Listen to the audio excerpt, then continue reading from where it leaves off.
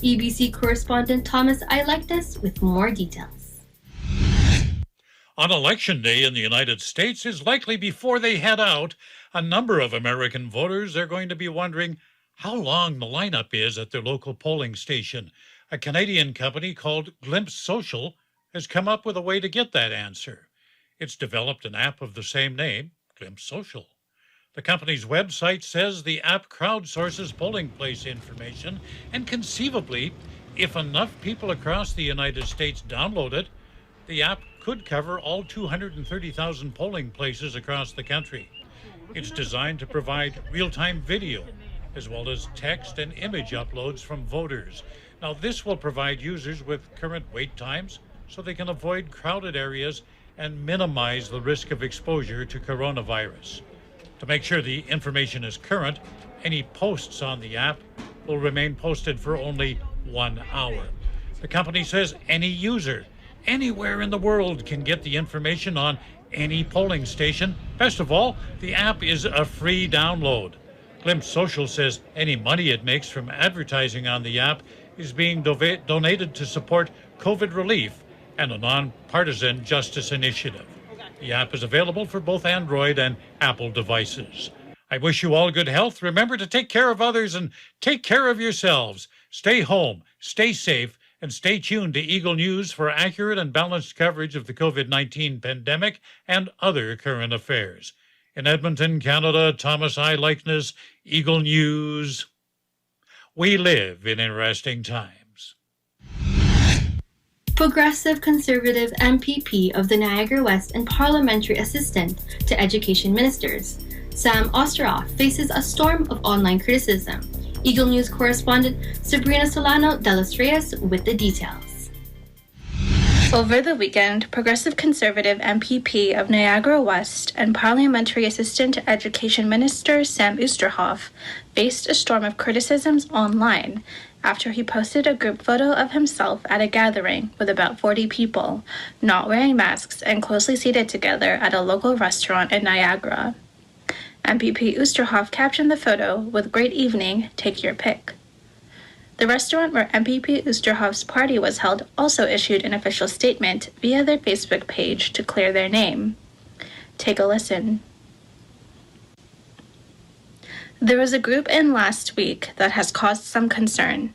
They were at the restaurant for a private function. They were in a private room with a separate entrance and had separate restrooms. They did not interact with other customers. This group was reminded several times that they were required to wear masks when not seated at their table. Unfortunately, they chose not to follow posted rules about wearing masks and distancing. We can remind guests, but we cannot strong-arm them into following rules. We have sanitized and disinfected the entire area since the party, and we are truly doing our best to follow all guidelines for your safety and ours. Premier Ford has been constantly reminding Ontarians to wear masks indoors, to physically distance, and to socialize only with the members of one's household as much as possible. When asked Tuesday for a response with a member of his own caucus breaking the rules, here is what Premier Ford had to say. MPP Oosterhoff came out, he apologized, he said it's not going to happen again, and I accept that. You know, there was a mistake made. We all make mistakes. I understand that, and I take him for his word. He's a great MPP, and I support Sam like I support everyone. And every Travis, everyone makes mistakes. He apologized. He's not going to do it again. So, he understands, and I'm sure he'll pass it on to the rest of the folks that were there as well. But please, if you're in an indoor setting, please just wear a face covering.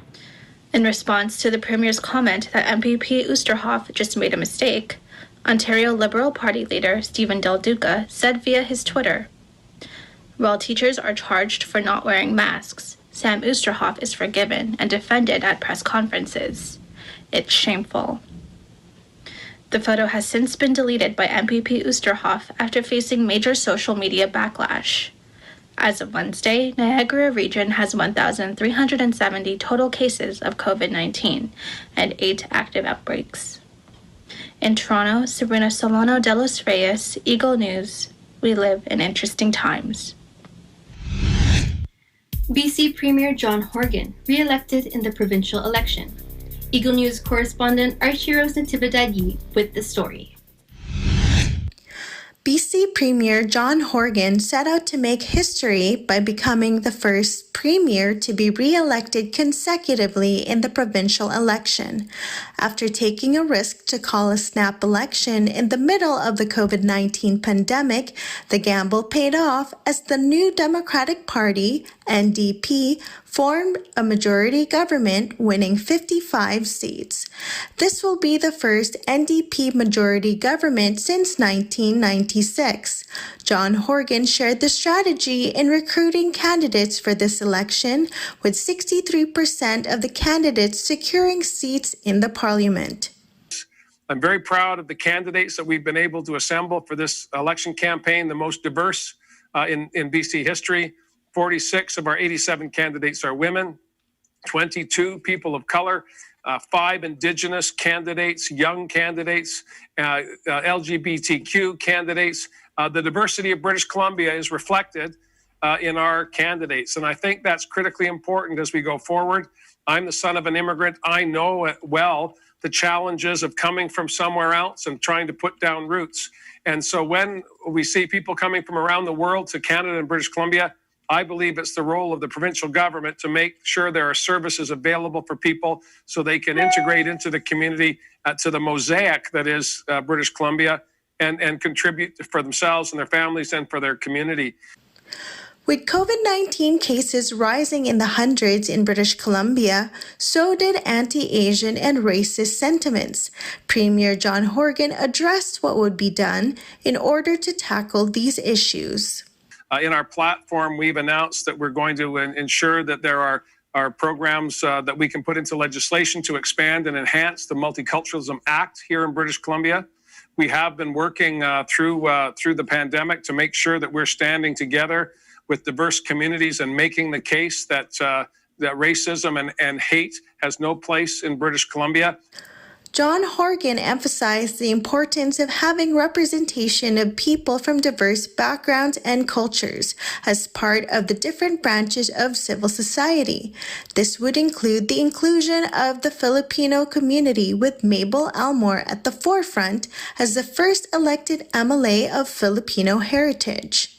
I absolutely know that Mabel Elmore will dispute the role of the Filipino community within our government. Mabel has been a colleague of mine, representing Vancouver Kensington as a Filipino woman going back to 2009. And we've tried to reflect the diversity of British Columbia by recruiting and encouraging candidates from various organizations and cultural backgrounds. As I say, Mabel proudly represents the Filipino community, not just in Kensington, but to the best of her ability across the Lower Mainland. Do we need more candidates with more diverse backgrounds? We sure do.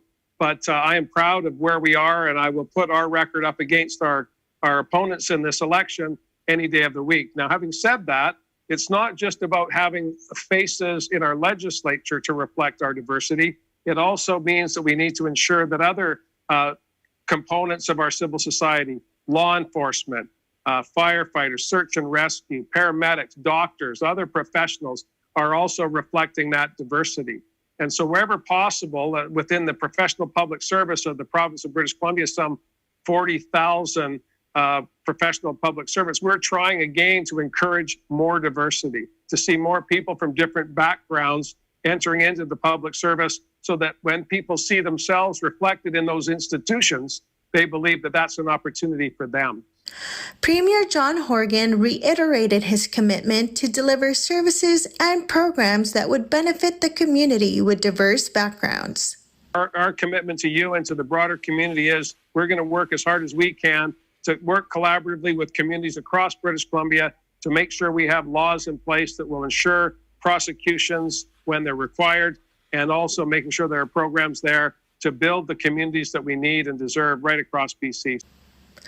With Premier John Horgan's mandate to recruit candidates of different cultures and diverse backgrounds, and relying heavily on letting the experts take the spotlight on COVID-19 response, despite the uncertainty of running an election during a pandemic, it has proven to be an effective formula, with the NDP party claiming the victory of a majority government.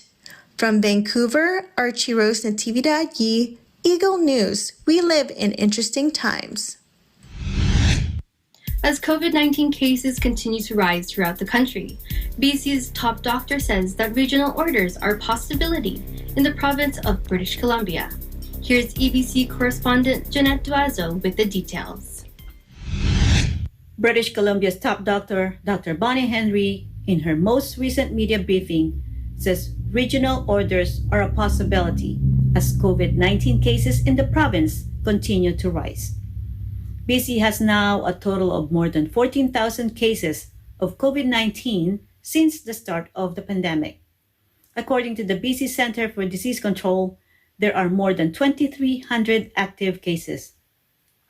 Since October 20, the number of daily new cases in British Columbia starts at 200 upwards.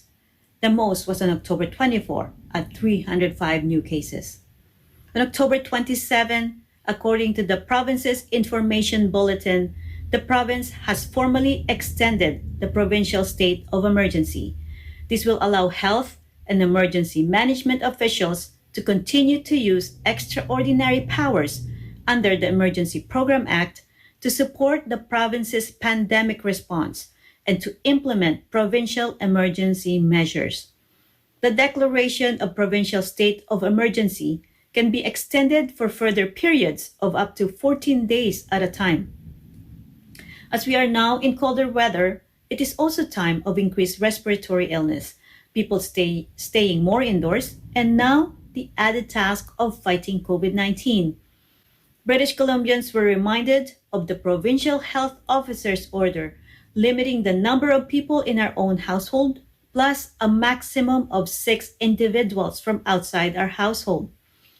In Dr. Henry's statement, I quote, "Many of the new cases we have today are directly linked to gatherings in our homes and elsewhere that are now resulting in community transmission of COVID-19 in communities across the province. Despite the best of intentions to maintain our distance and use the layers of protection when going to someone's home, it can be hard to keep up the precautions when we are talking, eating, and drinking together indoors. Rather, if you are wanting to spend time with a small group of friends, choose a COVID-19 safe space, either outside or a location that has a comprehensive COVID-19 safety plan." End quote. Dr. Henry also recommended to wear masks while indoors in public places like grocery stores, shopping malls, and business establishments, which is already being observed since the start of Phase 2 of the British Columbia Restart Plan. According to Dr. Henry, I quote, "It is not an order because this is something that I know we support as part of our mutual responsibilities to protect ourselves and to protect each other." In Victoria, British Columbia, Jeanette Duazo, Eagle News. We live in interesting times. A knife attacker killed 3 people, cutting the throat of at least 1 woman inside a church in Nice on the French Riviera. The brutal killings come only 2 weeks after a French teacher was decapitated outside his school, north of Paris, by Islamist extremists after the teacher showed his pupils cartoons of the Prophet Muhammad during a lesson on freedom of speech.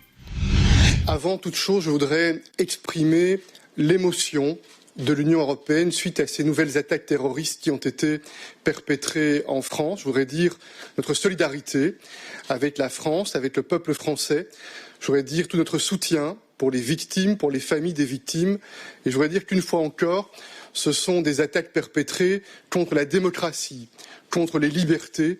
Et plus que jamais, nous devons être rassemblés, debout, pour défendre ces valeurs qui nous rassemblent de démocratie, d'état de droit et de liberté fondamentale. At 9 a.m. French time, a man with a knife began attacking people praying inside the Basilica of Notre Dame in the heart of the Mediterranean city. 3 people were killed, including a woman who the attacker tried to decapitate in the church, according to officials. A man was also found dead inside the church, while another woman with knife wounds who managed to escape to a nearby bar died soon afterwards. The killer was shot and wounded by police, who arrived quickly at the scene. Video seen by AFP shows he was hit at least 6 times in a side exit from the church. Even as he was being arrested, the man continued to shout, Allah Akbar, God is greatest, before he was rushed to the city's Pasteur Hospital. Nous mesurons bien que l'on doit veiller partout dans le monde à favoriser la compréhension mutuelle, à favoriser le respect les uns pour les autres. Mais ce qui est certain, c'est que nous devons partout dans le monde, c'est vrai également en Europe, être totalement déterminés pour défendre ces valeurs fondamentales et pour combattre avec une très grande fermeté tous ceux qui, en fait, veulent mettre en danger ces libertés fondamentales, l'état de droit, la démocratie. The 21-year-old Tunisian suspect only arrived in France earlier this month after coming to Europe on a migrant boat via the Italian islands of Lampedusa at the end of September, an official source told AFP. The suspected knife man called himself Brahim when he was arrested and later claimed to Brahim Aoussaoui, the source added. The dead man was a church's sacristan, a 45-year-old father of 2 girls, according to Canon Felipe Assou, the church's most senior cleric. The killer's first victim was an elderly woman who he tried to behead, and the other woman who died was a mother in her 40s. Police said earlier that several others were injured, but added that the death toll is not expected to rise. The French authorities are treating it as a terror attack, with the anti-terrorist prosecutor immediately opening an inquiry into murder and attempt murder linked to a terrorist enterprise. President Emmanuel Macron called it an Islamic terrorist attack. I would like to start by also condemning in the strongest possible terms the hideous and brutal attack which took place in Nice today. My thoughts are with the victims of this appalling act. No one should doubt Europe's solidarity with France. We are united and determined in the face of fanatism and barbarism. Nous devons de reconnaître que ces criminels, que ces terroristes, que ces meurtriers ne représentent d'aucune façon l'islam ou les gens musulmans. Coming up, in sports, positive COVID test dampens Dodger World Series win. 2020 NBA Draft set to be held virtually at ESPN Studios. Eagle News International continues after this.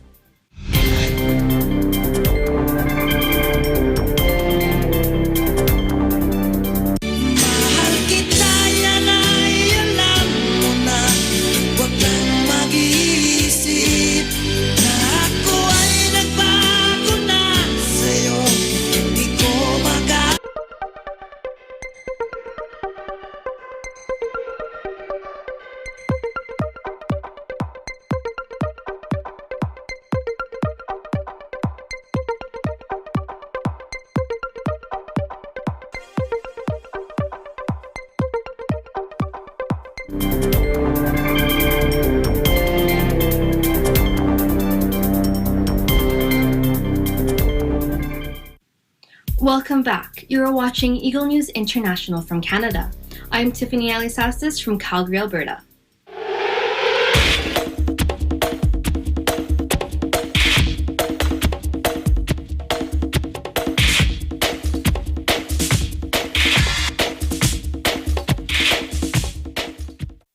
In sports, Los Angeles Dodgers player Justin Turner's positive COVID test dampens their World Series win. Eagle News sports correspondent Zarita Sisi has the report. Another league was able to see the end of their season as the World Series champions were crowned this week. The Los Angeles Dodgers was able to close out the series in 6 games as they defeated the Tampa Bay Rays 3-1. With the 2020 championship, the Dodgers were able to break a 32-year-long streak without a trophy, despite the numerous appearances in the World Series. Tampa had their ace, Blake Snell, on the mound, and he was their best shot against the offensive juggernaut like the Dodgers. Despite only putting up 2 hits and 1 earned run in 5 innings, Rays manager Kevin Cash pulled Snell, and that's when the seams of the game unraveled. Immediately after the pitching change, the Dodgers were able to get in 2 runs off pass balls, and Mookie Betts sealed the win with a single home run bottom of the 8th inning. Amidst the celebration, there was a daunting reminder that the season was being played in a setting of an ongoing pandemic. Dodgers third baseman Justin Turner was pulled from the game at the top of the 8th, and immediately after the last out of the game, it was reported that Turner produced a positive COVID result, hence why he was removed from the game. However, Turner was seen celebrating with his team on the field, being maskless for majority of his celebrations. In a statement made by the MLB, they indicated that protocols were put in place immediately after learning of Turner's results, placing him in isolation.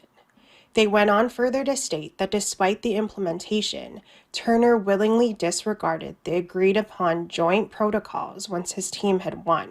There have been many different takes circulating the baseball world as to who is to blame for all of this. Many are calling for disciplinary actions to be taken against Justin Turner for putting various individuals at risk, while others are asking the league to own up to its faults for ignoring the inconclusive test from Turner just the day before. Whatever decisions are made regarding this incident, there is no doubt that the ending of the 2020 MLB season is a reminder of what we continue to face each and every day. Reporting from Toronto, Canada, Zarita Sese, Eagle News, we live in interesting times. NBA Draft will virtually be held November 18th at the ESPN studios in Bristol, Connecticut. Eagle News sports reporter Tini Somagi has more. No suits and no grand introductions at this year's NBA Draft. Players instead will be introduced virtually by NBA Commissioner Adam Silver and Deputy Commissioner Mark Tatum at the ESPN studios in Bristol, Connecticut. We'll hear more from the potential lottery picks as they begin their lifelong journey of becoming an NBA player. And generally, I like to watch the NBA. I don't look at any specific player that inspires me. I just love to see the game and the situations the player goes on and to see what they do good and what they do bad and what I can learn from this. And that's basically what I'm looking at when I'm in the NBA.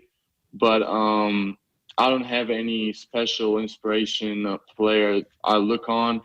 Again, I just wanna have my special game and my special abilities of my own, and I'm just learning from the NBA in general, but not from a specific player.